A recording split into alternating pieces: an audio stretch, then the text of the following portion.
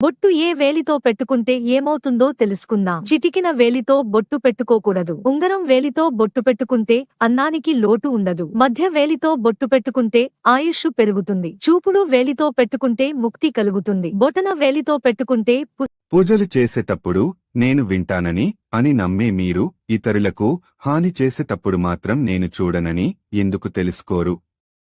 ఇతరులకు హాని కలిగించే వాళ్లందరినీ త్వరలోనే శిక్షించపడతాను, గుర్తుంచుకోండి. బొట్టు ఏ వేలితో పెట్టుకుంటే ఏమవుతుందో తెలుసుకుందాం. చిటికిన వేలితో బొట్టు పెట్టుకోకూడదు. ఉంగరం వేలితో బొట్టు పెట్టుకుంటే అన్నానికి లోటు ఉండదు. మధ్య వేలితో బొట్టు పెట్టుకుంటే ఆయుష్ పెరుగుతుంది. చూపుడు వేలితో పెట్టుకుంటే ముక్తి కలుగుతుంది. బొటన వేలితో పెట్టుకుంటే పూజలు చేసేటప్పుడు నేను వింటానని అని నమ్మే మీరు ఇతరులకు హాని చేసేటప్పుడు మాత్రం నేను చూడనని ఎందుకు తెలుసుకోరు? ఇతరులకు హాని కలిగించే వాళ్ళ